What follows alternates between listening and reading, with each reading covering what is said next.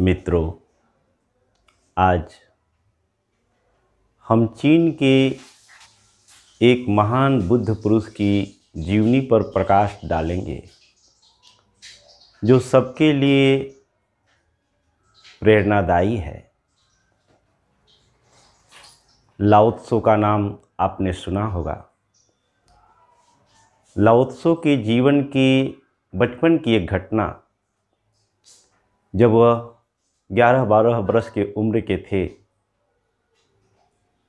उनकी माँ अपने घर के आगे एक बगीचा बनाई थी। उस बगीचे को बनाने में उन्होंने काफ़ी परिश्रम की थी। अनेक प्रकार के सुंदर सुंदर फूल, अनेक प्रकार के पौधे। उस बगीचे को देखने के लिए दूर दूर से लोग आते थे और उस बगीचा को देख करके बहुत आनंदित होते थे। लोगों को आनंदित होते हुए देखकर लाओ त्सो की माँ को बहुत खुशी होती थी। अपने घर के कामों को निपटा करके पूरा समय वह अपने उस सुंदर बगीचा में ही देती थी। एक बार लाओ त्सो की माँ बीमार पड़ गई और बीमारी इस तरह से बढ़ने लगा कि उसे उठने और चलने में भी कठिनाई होने लगी। जब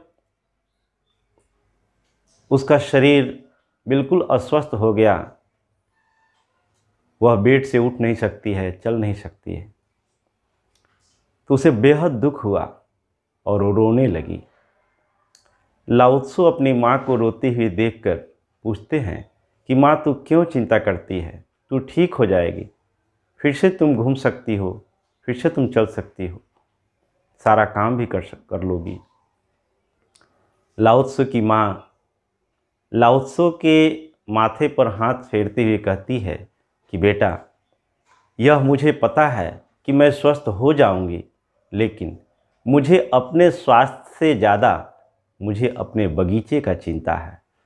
उस बगीचे को हमने बहुत परिश्रम से बनाया है और मैं इसलिए परेशान हूँ कि मुझे ऐसा लगता है कि जब तक मैं स्वस्थ होंगी, बगीचा नष्ट हो जाएगा। लाओ त्सो कहता है कि माँ, तू चिंता मत करो, मैं पूरा समय बगीचा में दूंगा और बगीचे का देखभाल करूंगा।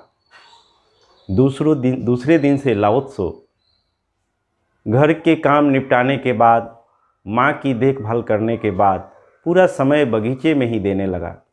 सुबह से शाम तक बगीचे में काम करता और थक करके सो जाता। कुछ दिन बीता। जब माँ पूरी तरह से स्वस्थ हो गई और जब बिस्तर से उठी, तो वह सबसे पहले बगीचे को देखने गई। बगीचे में पहुँचते ही बगीचे की हालत को देखकर लाओ त्सो की माँ रो पड़ी। पास में ही लाओ त्सो खड़ा था। उसने कहा कि लाओ त्सो, तूने क्या किया? मेरे वर्षों की मेहनत तुमने व्यर्थ कर दिया। ये सारे पौधे कुम्हला गए, पौधे के फूल मुरझा गए, ये सारा बगीचा नष्ट होने के कगार पर है। तूने किया क्या? इतने दिन तू काम क्या कर रहा था? लाओ त्सो अपनी माँ को कहता है कि माँ, मैं भी हैरान हूँ, मैं भी परेशान हूँ। मैं समझ नहीं पाता कि मैंने मेहनत तो बहुत किया, लेकिन यह पौधे कुम्हला क्यों गए? पौधे के फूल और पत्तियाँ कुम्हला क्यों रहे हैं? तो माँ ने पूछा कि बेटा, तूने आखिर किया क्या? क्या कर रहा था सुबह से शाम तक?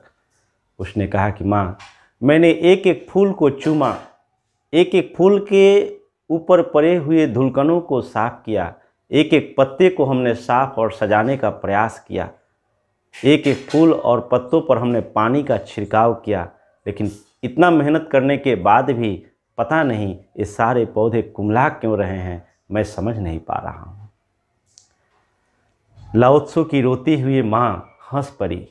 बोलती है कि बेटा, तुझे पता नहीं कि ये जो सुंदर फूल दिख रहे हैं, ये जो सुंदर पत्ते दिख रहे हैं, जो स्वस्थ पौधा दिख रहा है, इस पौधे का प्राण इसके जड़ में है। तुमने फूल, पत्ते और पौधे की चिंता की, लेकिन तूने इस पौधे का प्राण कहाँ है उसके बारे में सोचा नहीं। अगर इस पौधे के प्राण के बारे में तू फिक्र किया होता तो फिर तुम्हें फूल, पत्ते और पौधे की चिंता करने की ज़रूरत ही नहीं थी। क्योंकि प्राण का जो चिंता कर लेता है, जो प्राण को संभाल लेता है, जो प्राण को पोषण देता है, तो पौधे का स्वस्थ होना, अच्छे फूल आना, सुंदर पत्ते आना, यह तो उसका नियति है, यह तो उसका परिणाम है। तूने पौधे की चिंता की, फूल और पत्ते की चिंता की, लेकिन इस पौधे का प्राण जहाँ है वहाँ पर तुम्हारा ध्यान नहीं गया। मित्रों, लाओ त्सो की जीवन की ये घटना लाओ त्सो के जीवन को ही बदल दिया। आज समाज में यही देखने को मिलता है। हर व्यक्ति अपने आप को सुंदर दिखाने का प्रयास करता है, अच्छे घर बनाता है, इंडस्ट्रीज आरंभ करता है, लेकिन मानव जीवन का जो प्राण है उस अंतःकरण की ओर किसी का ध्यान नहीं जाता। प्राण को सींचने का कोई प्रयास नहीं करता। बाहर से अपने आप को सुंदर बनाने का प्रयास तो करता है, लेकिन जिस शरीर को और मन को पोषण मिलती है वहाँ पर किसी का ध्यान नहीं जाता। मित्रों, आवश्यक है, धन संपदा कमाना कोई दोष की बात नहीं है, निर्धन होना यह दोष की बात है, लेकिन आवश्यक है कि जहाँ से हमारे वास्तविक सुंदरता का आरंभ होगा उस प्राण के ऊपर भी ध्यान दें।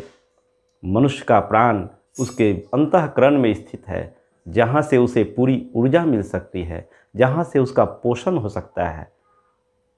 मन को मजबूत बनाने के लिए, तन को मजबूत बनाने के लिए, बाहरी विकास के लिए आवश्यक है आंतरिक विकास करें।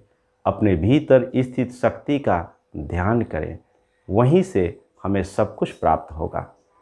इन्हीं शब्दों के साथ आज की वाणी को विराम देंगे। आप सबका मंगल हो, सबका कल्याण हो, सबका भला हो।